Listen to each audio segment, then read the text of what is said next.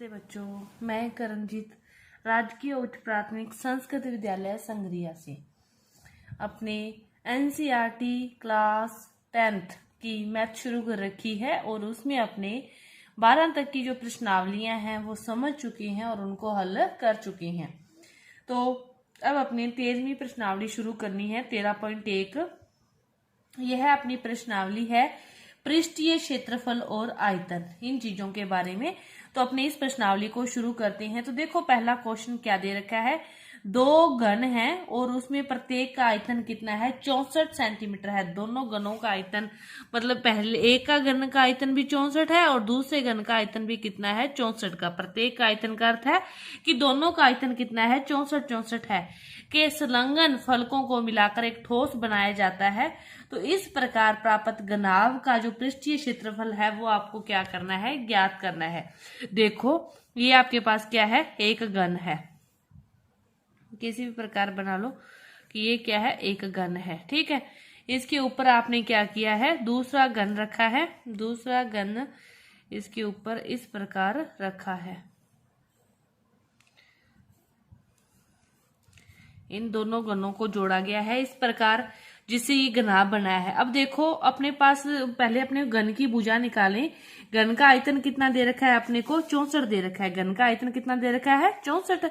तो घन का आयतन का सूत्र क्या होता है, भुजा की क्यूब। क्या होता है, भुजा की क्यूब बराबर होता है 64। तो 64 किसका घनमूल होता है, अपने पास भुजा आ जाएगी 4। 4 चौके 16 चौके 64, 4 सेंटीमीटर की आई भुजा आई घन की। ये भी 4 है, ये दूसरा घन है, ये भी 4 है, ये भी 4 है, ये भी 4 है। ये तो कितनी रहेगी, 4। ये 4 और 4 कितनी हो जाएगी, ये वाली अपनी जो चीज है ये कितनी हो जाएगी, 8 हो जाएगी। बाकी ये क्या रहेगी, 4 4 ही रहेगी। बस एक अपनी इसको मान लो, कुछ भी मान लो, लंबाई मान लो। तो ये कितनी हो जाएगी अपनी, 4 और 4। चाहे इस साइड से देखो चाहे इस साइड से देखो, ये दोनों घन मिले हैं यहाँ पे। तो ये 4 और 4 कितनी हो जाएगी, 8 हो जाएगी। बाकी अपनी जो भुजाएं हैं इसकी क्या होती है, लंबाई चौड़ाई और ऊंचाई। तो लंबाई होगी, चौड़ाई और ऊंचाई है वो क्या रहेगी, सेम ही अपने पास रहेगी। तो अपने क्या ज्ञात करना है, घनाभ का पृष्ठीय क्षेत्रफल और उसका सूत्र क्या होता है, 2LB plus BH plus HL। तो अपने पास एक भुजा 4, दूसरी भुजा भी 4 और एक भुजा अपनी जुड़ के कितनी हुई है, 8 हुई है। ये कितनी हुई है, 8। 4 और 4, ये भी 4 रही है और ये भी 4 है। बाकी तो 4 ही है दोनों, ये जुड़ गई तो ये 8 होगी। तो मतलब 2 2 का गुना करना है, कैसे भी कर लो आप। तो 4 गुना 4 प्लस 4 गुना 8 प्लस 8 गुना 4, इस प्रकार गुना होगा। तो 2 4 चौके 16 प्लस 8 चौके 32 प्लस 8 चौके 32, 32 32 64, 64 और 16 कितना हो गया, 80। तो 2 गुना 80 इक्वल टू 160 सेंटीमीटर स्क्वायर। कितना आ गया, घनाभ का पृष्ठीय क्षेत्रफल अपने पास 160 सेंटीमीटर स्क्वायर। इसके बाद देखो दूसरा क्वेश्चन क्या दे रखा है कि कोई बर्तन है एक खोखले अर्धगोले के आकार का आपके पास, इसके ऊपर एक को खोखला बेलन अध्यारोपित है। ये तो क्या है, खोखले अर्धगोले के आकार का है। ये मान लो आपके पास बर्तन है और इसके ऊपर क्या कह रहे हैं, खोखला बेलन अध्यारोपित है। तो इसके ऊपर एक बेलन के टाइप का क्या है, अध्यारोपित है।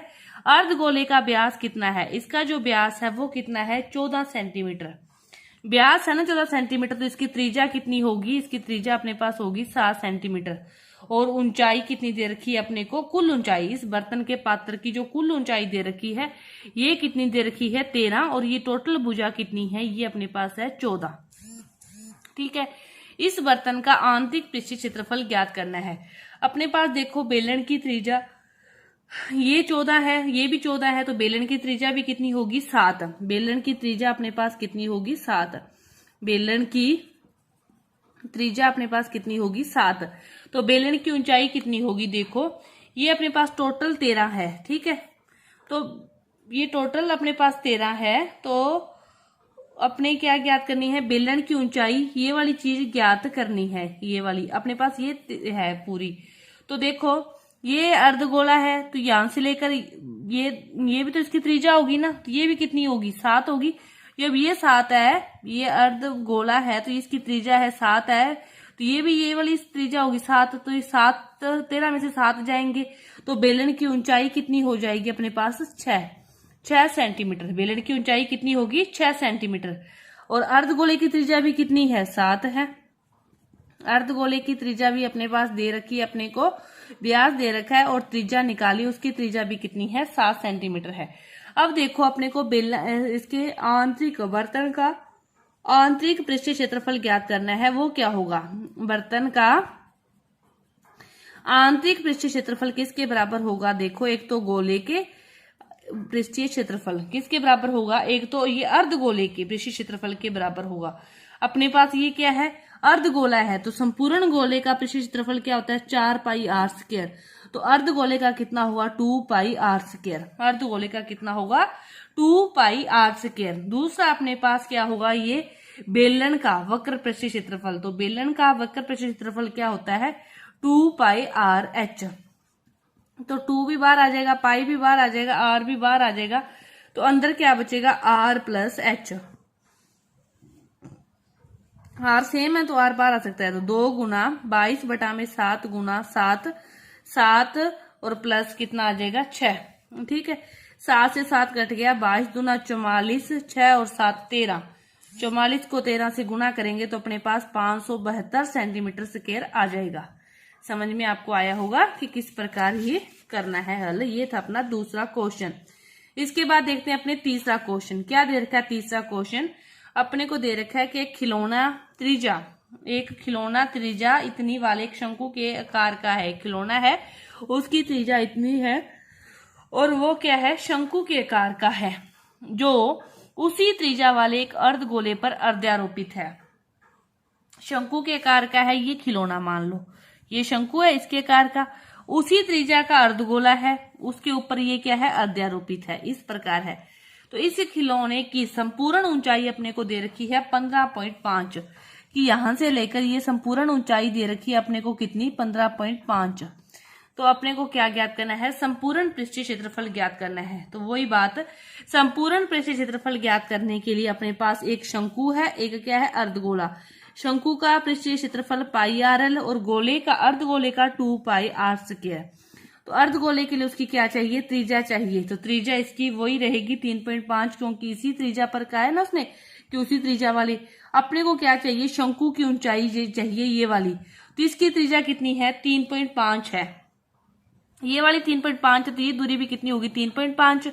तो यहां से अपने को ऊपर की दूरी चाहिए, तो अपने क्या ज्ञात करें शंकु की जो ऊंचाई ज्ञात करने के लिए 15.5 में से 3.5 को घटा दोगे तो अपने पास ये बच जाएगा 12। ये अपने पास कितना बच जाएगा 12 सेंटीमीटर। आ गया सब कुछ। पाई का मान, पाई को बाहर लिख लो चाहे 22 बटा में 7 और r को भी बाहर लिख लो 3.5। यहाँ पे क्या बचा L कितना आया 12 प्लस यहाँ पे क्या बचा 2r, 2 को इससे गुना करोगे 2 गुना 3.5 12 और ये हो जाएगा 3.5 को 2 से गुना करोगे 7 19। पॉइंट को हटाया बटा में 10, 5 दूनी 10 और यहाँ पे कितने बचे 11 गुना कितना आ गया 19। यही आया क्या, देखो दोबारा हल करते हैं। ये अपने पास पाई r स्क्वायर है, सॉरी, तो ठीक है हाँ एक r बाहर आ गया तो एक r ही अंदर बचेगा। 7 ही 2 5 10 2 3 6 12 7 19 ही बचेंगे। 22 बटा में 7, 3.5 को हटाया बटा में 10, 7 5 35, 5 दूनी 10, 11 गुना 19 ही आएगा। तो 11 पाई RL गुना 2 पाई r स्क्वायर। ठीक है, तो इसको हल कर लोगे तो ये अपने पास क्या आ जाएगा क्वेश्चन आ जाएगा। ये था अपना तीसरा क्वेश्चन। इसके बाद देखो आगे के जो क्वेश्चन है वो अपने अगली वीडियो में करेंगे। धन्यवाद।